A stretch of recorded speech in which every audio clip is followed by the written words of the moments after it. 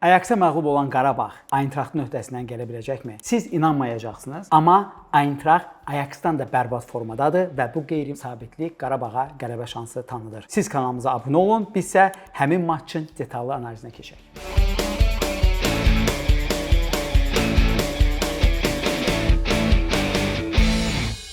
İlk öncə xatırlayırsınızsa bu Eintraxtla bağlı bizim ilk videomuz deyil. Mövsümün əvvəlində Çempionlar Liqasının debüt turunda Galatasaray Almaniyaya səfər edəndə biz həmin maçın analizini etmişdik. O vaxtdan bu yana çox şey dəyişib. Ən böyük dəyişiklik ondan ibarətdir ki, düşünün həmin maçda qələbəsi belə sensasiyalı şəkildə qarşılanan Eintraxt darmadağın edir Galatasarayı. Amma həmin oyundan sonra keçirdiyi 5 maçda Eintraxt öz qapısında 15 gol görüb, plus komanda bir qələbə də qazanmayaraq 4 maçda məğlub olub və o məğlubiyyətlərin 3-ü böyük hesab olub. Əslində bunun obyektiv səbəbləri var. Bu zaman kəsiyində Eintraxt İspaniyadan Atletico Barcelona, İngiltərədən Liverpool, İtaliyadan isə Napoli və Atalanta ilə maçlar keçirib. Və əlbəttə ki, bu rəqiblər istənilən komandaya düşəcəyi təqdirdə kifayət qədər baş ağrısı yarada bilərdilər. Amma gəlin başa düşməyə çalışaq ki, Eintraxtda niyə işlər bu qədər qaydasında getmir və niyə görə əslində Eintraxtın bu maçı Qarabağla, baxın yanvarın 21-i 7-ci turda oynaması Ajaxın Galatasarayla oyunu öncəsi durumuna daha çox oxşayır. Nəinki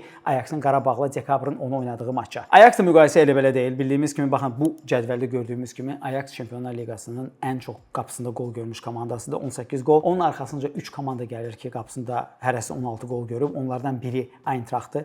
Eintraxtın özəlliklərindən biri ondan ibarətdir ki, komanda ümumiyyətlə bərbad müdafiəsinin simvolikası, komandanın əks hücumlarda buraxdığı qolların sayıdır. Bu 5 qoldur və daha 5 qolu komanda set pieces, yəni cərimə zərbəsi və ya kornerlərdən buraxıb. Hər iki departamentdə Qarabağın Eintraxtla çox ciddi şansları olacaq. Lakin ona keçməmişdən öncə gəlin izah etməyə çalışaq ki, sentyabrda 4-2-3-1 taktikası ilə Galatasaray darmadağın edən Top Möller niyə görə 3-4-2-1 taktikasına keçib və niyə görəsində 3-4-2-1 taktikası Eintraxtın işlərini düzəltməkdənsə daha da bərbadlaşdırıb. İlk öncə onu qeyd edək ki, komandanın taktika dəyişməyinin ən əsas səbəbi Top Möllerin özünün də dəfələrlə qeyd etdiyi kimi komandanın müdafiəyə keçid, yəni defensive transition, hücumdan müdafiəyə keçiddə bərbad olmasından əmələ gəlir. Bununla Top Möller bir qədər müdafiəni daha da say hesabı olaraq çoxaltmaq istəyir, müdafiəni bir qədər də intensiv etmək istəyir. Amma heyəti incələyəndə görəcəyik ki, necə Ruben Amorim Manchester United gəldikdən sonra burada da Top Möller sadəcə olaraq FIFA taktikası ilə birdən dördlü müdafiədən üçlü müdafiəyə keçib. Çünki bu üçlü müdafiənin ən ana mövqeyi olan cinah müdafiəçiləri və ya laterallar plus onlarla kombinə etməli olan 6 nömrələr double pivot belə bir növ deyək 4-2-3-1-dən fərqli olaraq başqa cür eksploatasiya olunur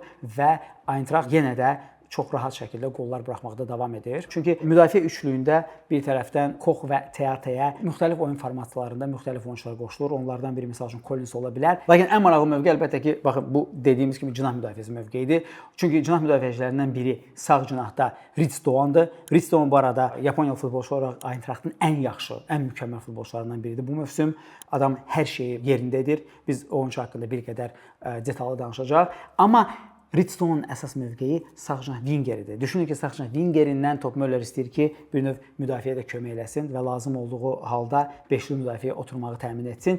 Digər tərəfdən isə sol cinahda Browndur. Brown əslində sol cinah müdafiəçisidir və məcbur olaraq bir növ öz xəttini yuxarı qaldırmağa məsuliyyət daşıyır. Amma onu hardasa Manchester United-in Diego Dalotuna oxşatmaq olar. Müdafiə elementləri çox yaxşıdır, elitardır. Çünki adamın ana mövqeyi sol cinah müdafiəçisidir. Amma hücum metrikləri çox bərbaddır. Yəni gələk komanda bəxti götürməsinə ki, sənə qarşı Brown assistlik etsin və ya fərqlənsin.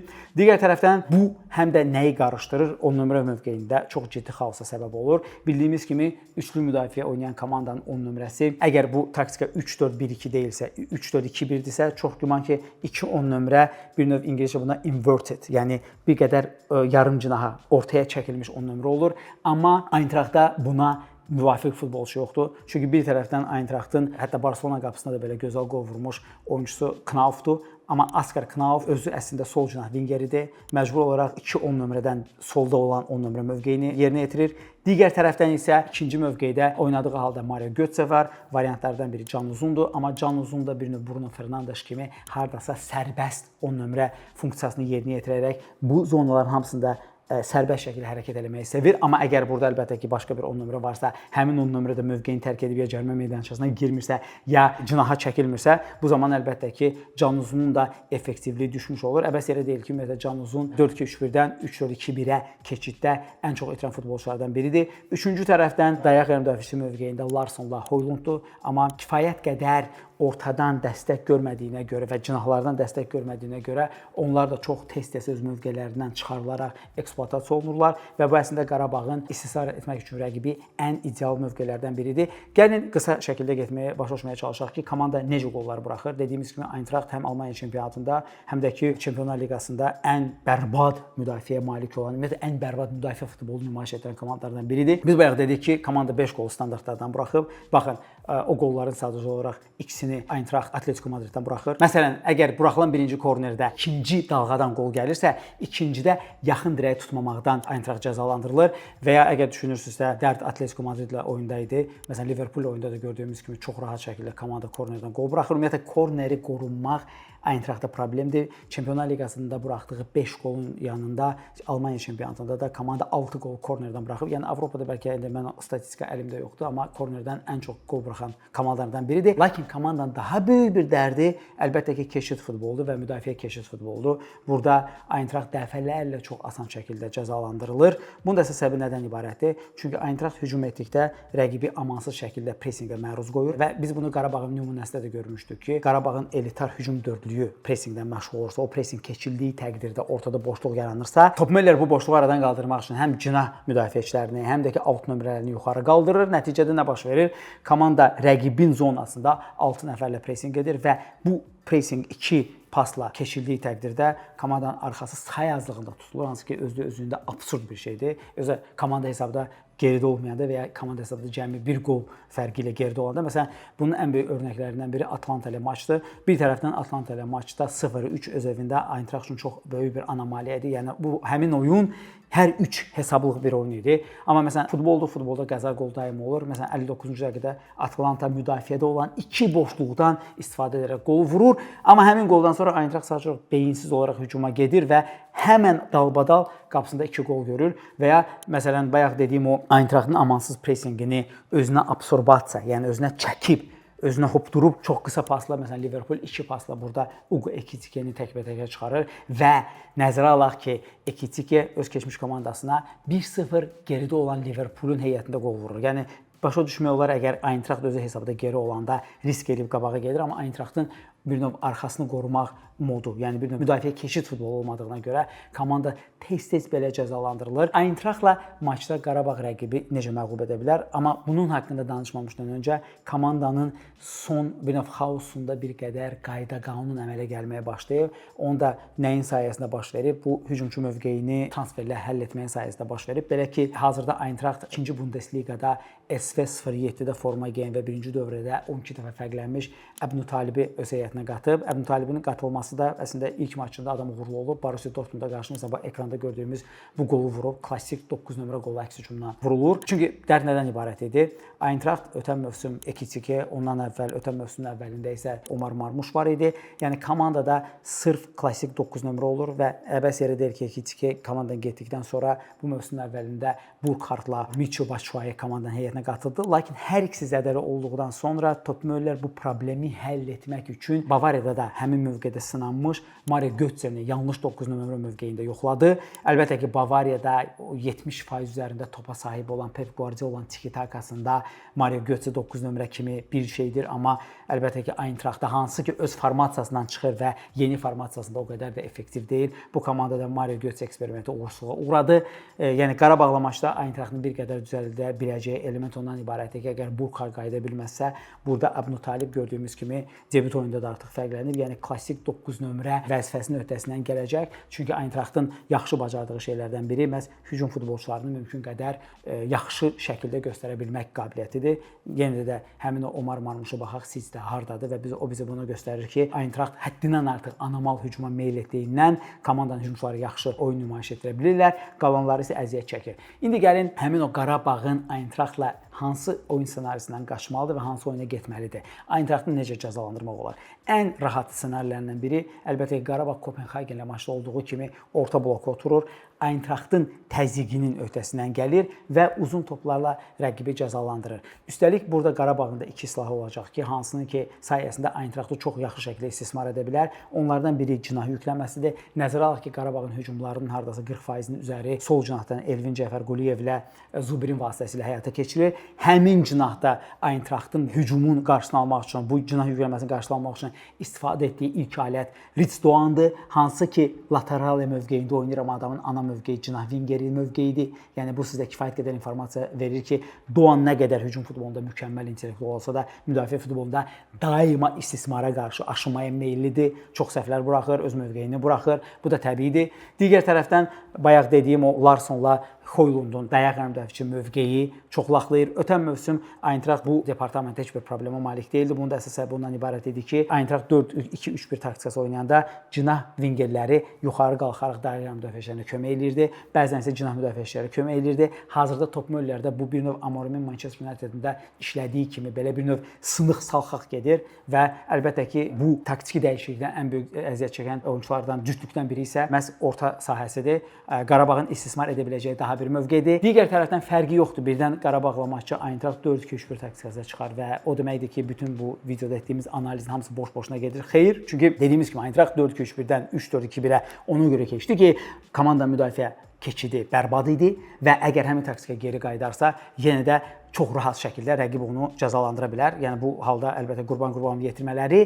Amma bu halda nə etmək lazımdır? Eintracht'a qarşı çox rahat bir oyun ssenarisi var. Topu Eintracht'a verirsən, Eintracht normalda topa 50%-dən yuxarıda sahib olur. Ortalaması 53%-dir. Amma Eintracht'ın ən idealsız oyunları hardasa Almaniya çempionatında 57-62% aralığında topa sahib olduqda olur. Yəni nə deməkdir? Komanda orta bloka oturur, topu Eintracht'a verir. Əlbəttə ki, Eintracht məkan olmadı, boşluq olmadığı təqdirdə o topla nə edəcək bilmir. Çünki komanda bütün oyunu zaten ya rəqibə yüklənərək amansız pressinglə topu alıb qeyri-mövqeyində rəqibi tutub cəzalandırmaqdır, ya da ki, hücum edən rəqibə qarşı əks hücumda rəqibi cəzalandırmağa cəhd etməkdir.